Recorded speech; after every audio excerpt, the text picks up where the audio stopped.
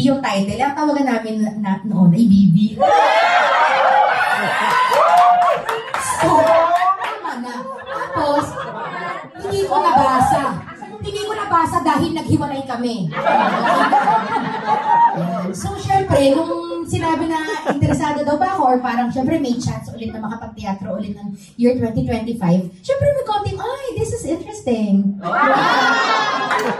Tapos nun, sino kaya ako dun sa 5? Tapos yung Erica yung parang, ang hirap nito. Pero ang challenge for 80 pesos, challenge po sa akin ay hindi po siya natural na ginagampanan ko po.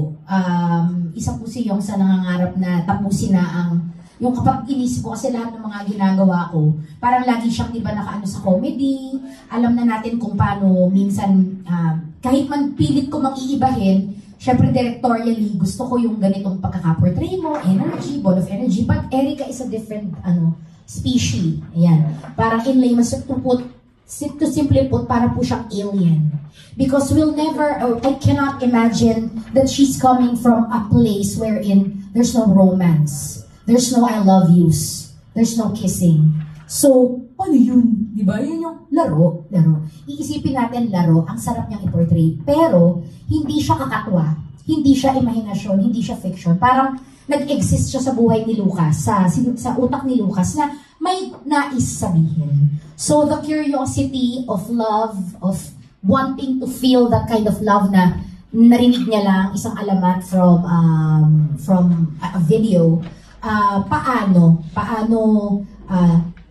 sasama yung mga manonood sa journey ni Erica. So yun yung exciting din for us sa rehearsals, kasi hindi ko alam kung alien ba siya in a sense physical or paano yun. Paano lang yung lahat tayo, di ba, ang makinarya natin pag-ibig mahal natin yung kaibigan natin, pero siya, hindi niya alam ang pag-ibig, hindi niya alam yun. So, yun po yung i-discover po ng, hindi lang po ako, but everybody in the play. Importante alam mo mag-jean jacket na may sequence. Yes.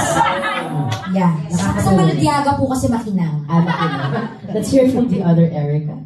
Hello po, magandang hapon po sa inyong lahat. Ako nga po pala, ako pala si Yesh Borse. So, yun po, ano ba?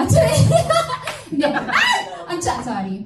Ang challenge po, sige, 20 po. Ang challenge po sa akin is, una, syempre po nung nag-audition po ako, kasi para po sa kaalaman natin lahat. Dati po, nag-theater naman na po ako before, pero nag-focus po ulit ngayon sa showbiz. Nag-showbiz. Tapos saka lang po ako ulit bumalik ng theater. So medyo kinakabahan po ako na, oh my God, ito na to ulit, nagbabalik na ulit sa teatro. So yun po yung first na challenge. Ako, oh my gosh, kaya ko to. Nung nalaman ko po na yung role ay Erica, tapos nakita ko nga po kung ano siya. Nakakaiba siya. Hindi siya marunong magmahal.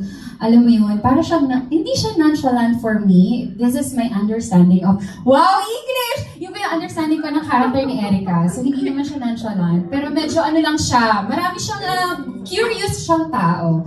So, yeah. So, isa sa naging curious siya is yung paano nga magmahal. So, yun po yung pangalawang challenge sa akin. Is yung lover girl po kasi ako.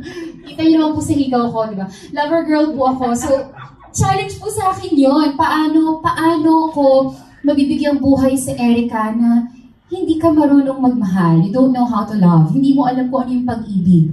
Pero me, as a person, I love to love. Wow! Love. Parang yun naman.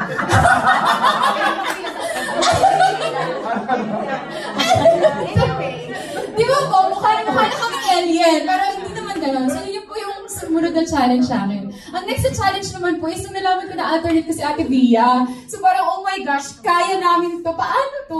Kailangan, hindi naman po sa, kaya ko to. Nasa character na siya. Hindi.